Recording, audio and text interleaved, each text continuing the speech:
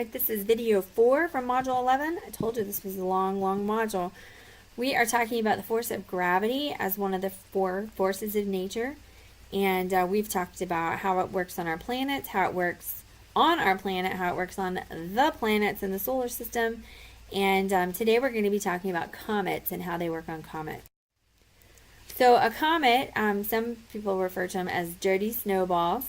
They are made of dust grains and chunks of dirt. So you've got bits of ground, of grains of dirt and dust, and they are packed together with frozen water and some carbon dioxide, some frozen carbon dioxide, ammonia, and methane.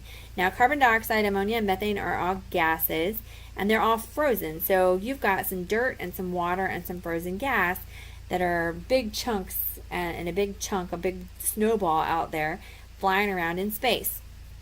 Typically, these snowballs are going to be less than 300 kilometers in diameter. Now, I want you to think of a kilometer is about a half a mile, right? So 300 kilometers is going to be like 150 miles in diameter. So that would be all the way across. That's really big comet. So although they're typically smaller than that, I mean, it's still really big chunk of frozen gas and water and dirt that is flying through space out there. Now, most of the time, if we think about a comet, we think about, like, you got your comet and you got your tail of gases that fly out behind it, right? They don't really always look like that. Now, a comet is going to be a very elliptical orbit. So if you've got your sun and you've got your Earth that's in a slightly elliptical, a comet's going to be like super elliptical, like that. So when they get really close to the sun over here on this side, sometimes they'll be very close to the sun, and then sometimes they're going to be really far away from the sun. So as it gets close to the sun, it gets warmer and it heats up. And as it heats up, those frozen gases begin to sublimate. Now, we've talked about evaporation, where you're going from a liquid to a gas. Well, sublimation is when you go from a solid to a gas and you don't become a liquid first. So remember, those are frozen gases. They are a solid on that comet. So when they get close to the sun, then they heat up very rapidly and they sublimate, and they just turn straight into what we would call a gas. So they turn into a gas without becoming a liquid first. Now, the dirt and the dust and the ice and the gases form what's called the nucleus, this part right here, the nucleus of it. And what we think of as the stuff coming out behind is the tail. So you've got your nucleus, and then you've kind of got a halo around it that we call a comma. And then you have the tail that's coming out from behind it, which is when these gases, they sublimate and they come out here, and then they get hot, and when they do, they emit a light, and that's what trails behind it in a glowing tail. So what we think of as a comet is actually mostly it's those gases sublimating and glowing as it's flying behind.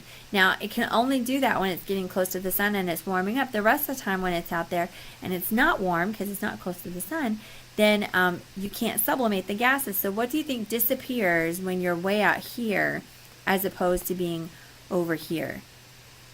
So if it needs the sunlight right here to sublimate and make the tail, this is where we see what a normal comet looks like. This backside over here, it doesn't look like that at all. So the tail is always going to point away from the sun because of solar winds. So as you're approaching the sun, and you got your comet here, and you're going to start making a tail, it's going to point away. So right here, the tail would point away. Right here, the tail would point away because the wind is blowing it. I want you to think of the sun as having like a fan that's attached to it, and where are the streamers going to fly?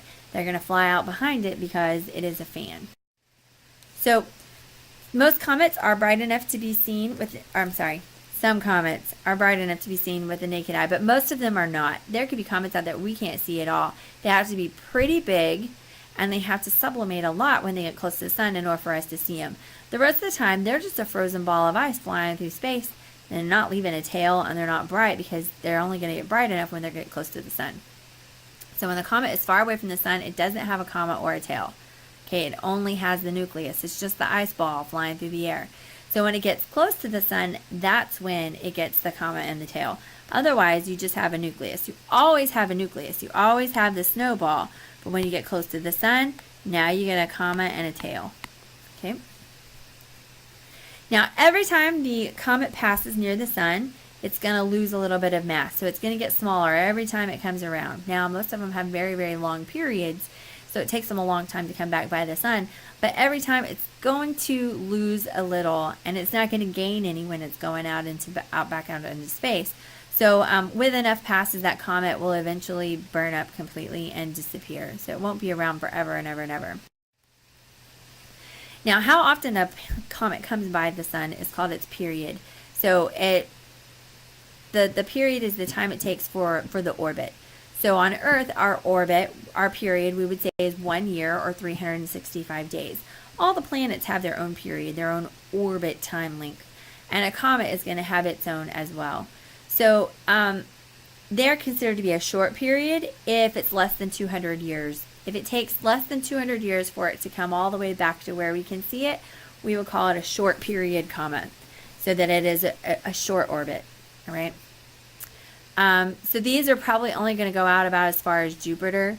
So if you have your sun, let's draw a little sun over here, and then you got Mercury and Mars and Earth and Venus and your asteroid belt and Jupiter, Saturn, Uranus, and Neptune, right? So we got our planets. Short period is only going to come about this far before it circles back around, right? That's less than 200 years.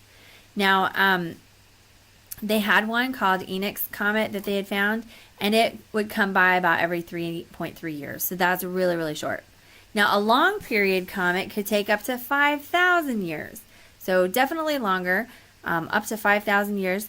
And a lot of times they see that these will go out past Neptune, so they'll even be farther away, which is why it takes 5,000 years. It takes a long time to go around our whole solar system. Now, the Hale-Bopp has a period of 3,000 years, right? So that would be a long period comet. Now, the ones that are longer than 5,000 years are very long period comets. So you've got short, you've got long, and you've got very long. Now, most of these are going to carry them to the edges of the solar system, so not just to Neptune, but beyond, before they come back. Now, if they leave the solar system, then that means they've escaped the gravity of the sun, and so they'll continue moving on that way, but we wouldn't be able to see them anyway. So for it to be a comet, it has to be in orbit around our sun, which means it has to come back. So it's not going to go outside of the solar system, just to the edge. Now, there's this thing out there called an Oort cloud. And this was proposed by Jan Oort. I'm not sure it actually exists. It's just been proposed. And so they say that there's, so like you have the asteroid field in between Mars and Jupiter. They're suggesting that there's this cloud of icy bodies that are out beyond Pluto. And that the perturbations can cause them to shift and to come into our solar system and begin an orbit around the sun. So that's an idea of where maybe they come from. There's another thing that they've suggested out there called the Kuiper Belt. This was proposed by Gerard Kuiper. And there's this body of comet material, the frozen gases in the dirt and the ice water out there, that's just beyond Neptune, that's pretty wide. And so most astronomers, as they study this, they're pretty sure that your short period comets are going to come from the Kuiper Belt. All right. Remember, short period comets are less than 200 years in period. So the thing is that comets are generally smaller than what they've been able to detect in the Kuiper Belt out there. So I'm not really sure that's where they come from, but maybe some of those gases that like break off and they come into the Earth or whatever, come into the orbit around our solar system. Now, and then also the thing with the Kuiper Belt is that there's not enough stuff in the Kuiper Belt to suggest the number of comets that we see, that we can see with telescopes, that they would come from the Kuiper Belt, but they're pretty sure this is where they come from. Now, Pluto used to have status as a planet, and it has been downgraded from a normal planet to a dwarf planet. There were several reasons why they had this discussion. Astronomers from all over the world decided, and they voted to come up with rules for what makes something a planet. And Pluto doesn't make the cut. And the reason is because they either had to add more planets or change the description of what makes a planet a planet. So Pluto is known as a dwarf planet, so he doesn't get full recognition. So there are lots of big chunks of rocks out there floating beyond Neptune, okay, that orbit the sun. And so given this idea of a Kuiper belt out beyond Neptune, they think that Pluto is just one of the biggest objects that is in the Kuiper belt floating outside the orbit of Neptune. Now, there's another object out there that's called Eris, this KBO, that's a Kuiper belt object. And so it's actually bigger than Pluto. And so when they found Eris, they decided that they needed to change the definition of what a planet was so that we'd all be on the same page on whether Pluto was a planet. Otherwise, they'd have to make Eris a planet as well. And then that would really mess up my very educated mother just served us 9 pizzas thing, because then you have to add an E in there.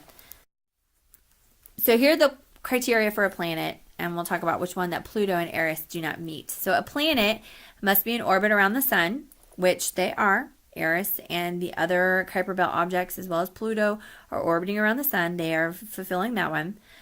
They have to be nearly round in shape. Well, a lot of these Kuiper belt objects that are big are fairly round in shape.